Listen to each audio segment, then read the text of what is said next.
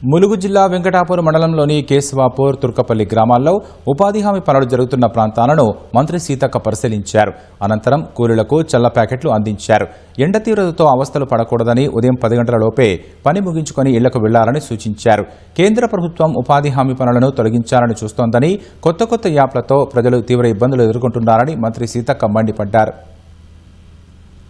ఈ మధ్య కాలంలో కేంద్ర ప్రభుత్వము బీజేపీ ప్రభుత్వం వచ్చి మరి మెల్లమెల్లగా ఈ చట్టాన్ని తీసేయాలని ఒక కుట్రపూరితంగా రకరకాల నిబంధనలు పెట్టడంతో కూలీలు అనుకున్న స్థాయిలో కూడా పనులకు రాలేని పరిస్థితి. పొద్దున 4 గంటలు 5 గంటలు పని చేస్తే ఇప్పుడు కొత్తగా ఏదైతే ఫోటో రికగ్నిషన్ పెట్టిరో దానికోసమే 3-4 గంటలు పాపం కూర్చోవాల్సి వస్తుంది. ఈ సర్వర్ డౌన్లోడ్ కాకుండా రకరకాల ఇబ్బందులు, వచ్చిన అటెండెన్స్ కూడా చక్కగా పడక ఇవన్నీ ఎన్నో ఇబ్బందులు ఉన్నాయి.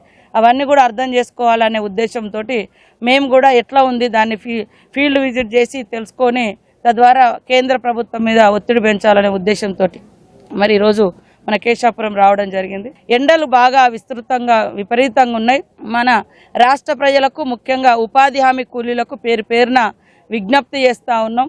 ఈ ఎండకు పొద్దున్నే వచ్చి 5:30-6 గంటల లోపు వచ్చి 9 గంటల లోపే 10 గంటలు లాస్ట్ 10 గంటలుగా లోపు ఇళ్లలో ఉండాలి. ఈ ఎండలు చూస్తే విపరీతంగా ఉన్నాయి. ఎండ దెబ్బతోటి చాలామంది ఇబ్బంది పడుతూ ఉన్నారు.